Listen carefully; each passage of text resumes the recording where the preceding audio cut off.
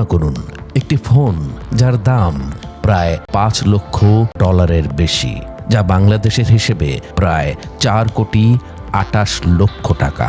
আরও হিসেব করে বলতে গেলে ভার্টু ব্র্যান্ডের সিগনেচার কোবরা লিমিটেড এডিশন ফোনের দাম শুরু হয় $5,04,308 থেকে, যা একজন সাধারণ মানুষের এক জীবনের আয়ের চেয়ে বেশি। কিন্তু কেন এত দাম? কারণ এতে ব্যবহার করা হয়েছে 439টি রুবি, এমেরাল্ড আর হীরা, সাথে টাইটানিয়াম ও উচ্চমানের চামড়া। প্রতিটি ফোন হাতে তৈরি করা হয়েছে।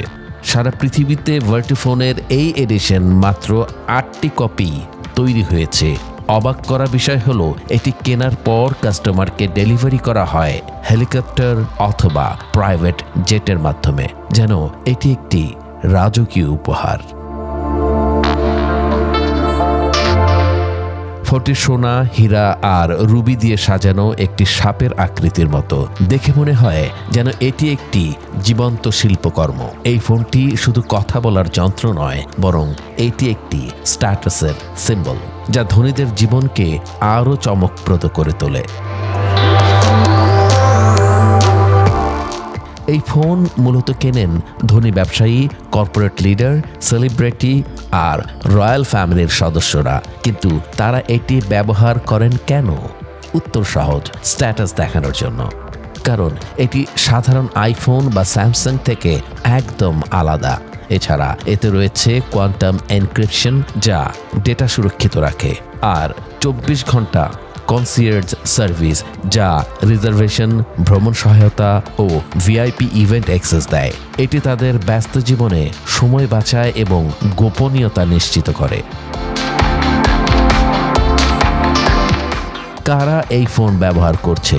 ফুটবল তারকা ডেভিড বেকহ্যাম, সঙ্গীত সেলিব্রিটি ম্যাডোনা এবং ভারতের অভিনেতা ফাহাদ ফাসিলের কাছে এই ফোনের একটি করে কপি রয়েছে। বেকহ্যাম এটিকে তার লাক্সারি লাইফস্টাইলের অংশ বলে মনে করেন, যা তার ফুটবল এবং ফ্যাশন জগতের সাথে মানানসই। ম্যাডোনা এর এক্সক্লুসিভ ডিজাইন পছন্দ করেন, আর ফাহাদ ফাসল এটি প্রকাশ করেন যে দেখতে সাধারণ মনে হওয়া জিনিসের কদর বুঝতে হলে তার সম্পর্কে পর্যাপ্ত জ্ঞান থাকতে হয়, ঠিক যেন তার সাধারণ রূপে অসাধারণ অভিনয় দক্ষতা। ভার্টু 1998 সালে ব্রিটিশ কোম্পানি নোকিয়ার অধীনে লাক্সারি মোবাইল ব্র্যান্ড হিসেবে যাত্রা শুরু করে। তারা হ্যান্ডমেড ফোন তৈরির জন্য বিখ্যাত।